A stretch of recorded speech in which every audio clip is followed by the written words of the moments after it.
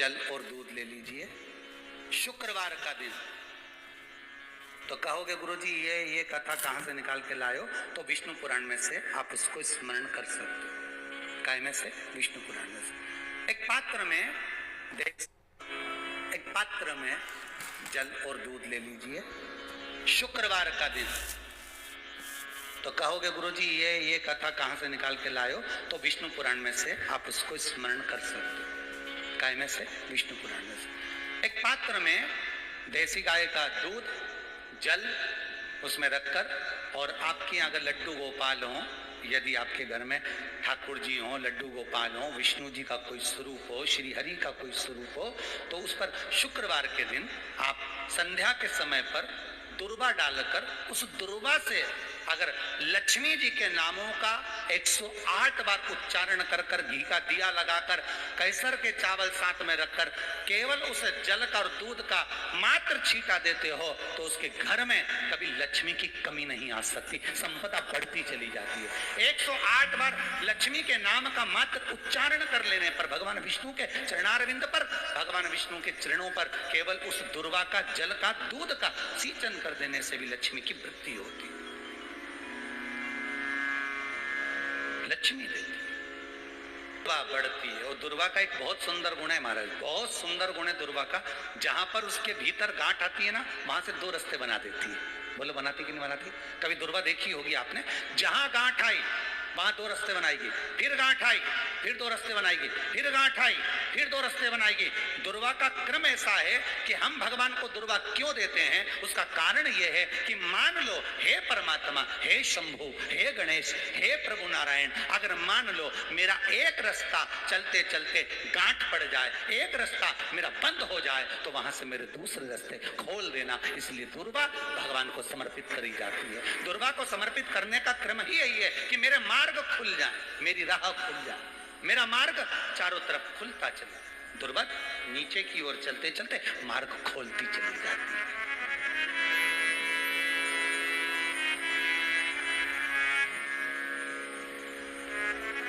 अमृत है ये, इसलिए नष्ट नहीं होती। तोड़ के रख लेना, प्रैक्टिकल करके जरूर देखना, सियोर वाला महाराज कहीं झूठ तो नहीं बोल रही है। तोड़ कर रखो दुर्वा को, बोरी में भर कर रखो।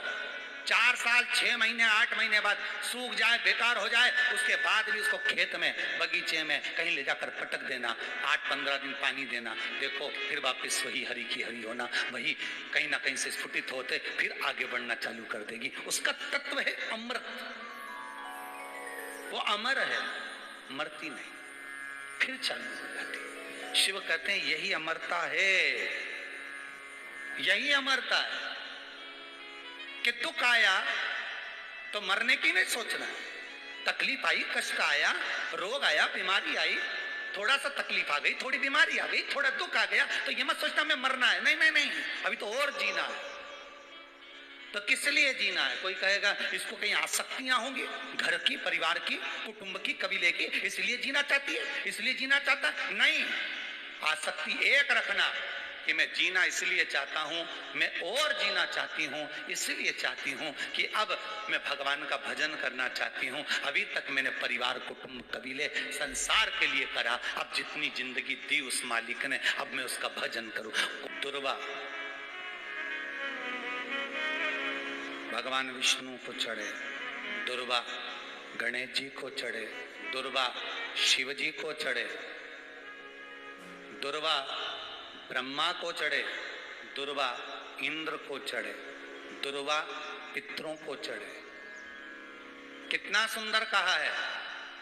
जिसके घर में पितृदोष प्रबल होता है, बहुत प्रबल पितृदोष है, तो उसके घर के जहां पानी का मटका रखा था, पितृदोष मालूम है ना? पितृदोष का लक्षण क्या होता है? 1 रुपए कमाओ, 1.25 रुपए खर्च हो, समझ लेना पितृदोष है। रात्रि को सो गए तुम, बड़े चक नींद आ गई तुमको, बहुत प्रेम से सो गए, सोने के 1.5 घंटे या 2 घंटे बाद तुम्हारी नींद खुल जाए और कम से कम आधे घंटे तक तुमको भूख लग रही हो, समझ लेना पितृदोष है। सोकर उठने के बाद में जैसे ही 1-2 घंटे की नींद हो गई और अचानक नींद खुल गई और तुम्हें भूख लग रही है, भूख लग रही है, प्यास लग रही है बहुत तेज, अब ये सोए हो, 1.5 घंटा ही हुआ, 2 घंटा ही हुआ, भूख लगने लगी, बहुत तेज भूख लग रही है, समझ लेना पितृदोष, पितृ भूखे हैं, भोजन की याचना कर रहे हैं, भोजन की याचना। सोने के बाद तत्काल नींद खुले 2 घंटे के बाद भूख लगे, उसका भी एक समय बताया है महाराज ब्रह्मवर्ता पुराण के अंतर्गत कि रात्रि को सोने के बाद में 1 घंटे की नींद हो जाए और उसके बाद में 2 घंटे के अंदर वापस नींद खुल जाए और भूख लगने लगे तो समझ लो पितृ भूखे हैं, भोजन मांग रहे हैं, अन्न मांग रहे हैं, पितृ दोष है।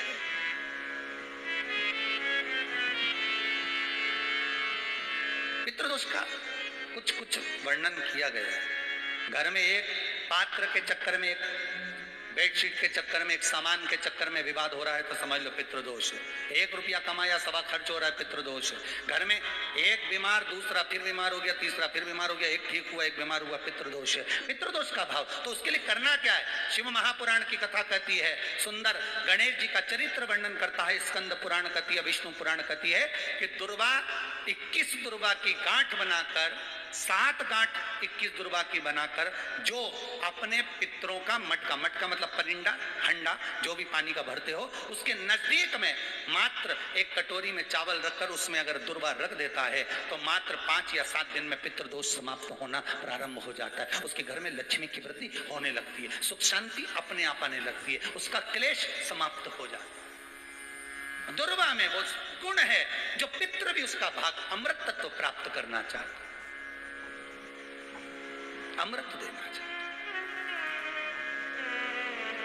और सरल भाषा में समझिए, जिसकी फैक्ट्री नहीं चल रही हो,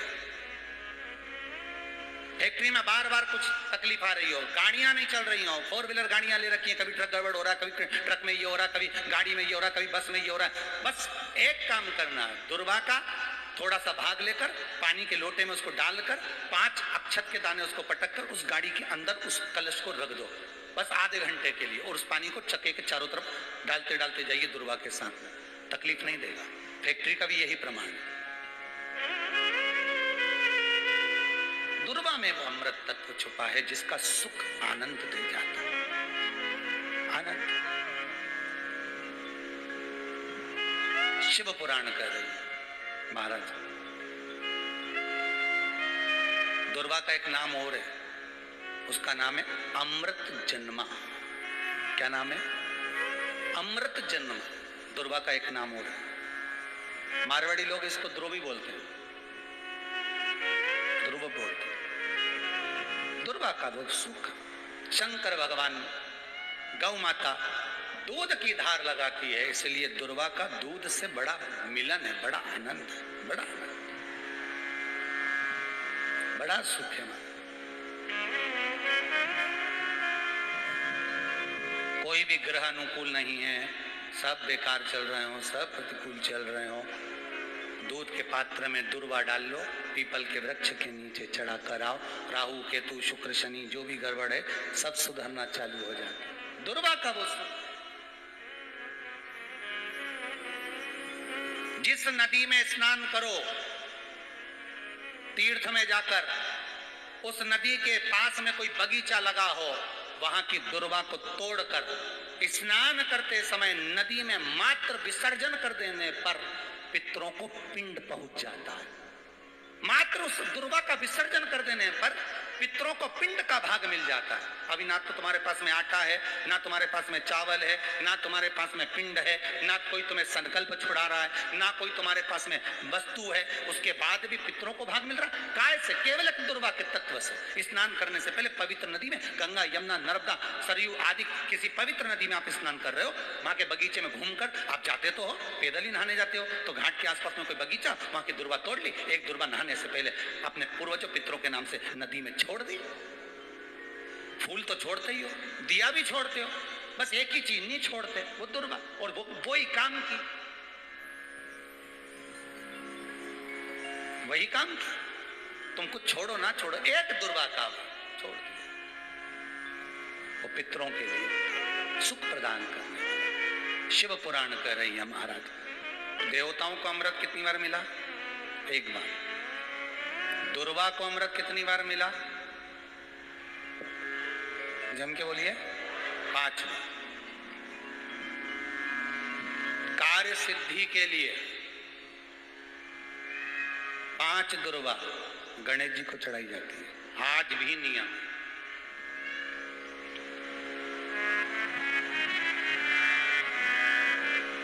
कभी आपको मौका मिला हो और आपने रावण संहिता पढ़ी हो, कौन सी संहिता? रावण संहिता। क्योंकि रावण शिव का उपासक था, भजन करने वाला था। शिव तांडव स्तोत्र आज भी लोग रावण का एक आनंद में पढ़ते। तो शिव का उपासक है रावण, शंकर का उपासक। विद्वान भी था, ज्ञानवान भी था।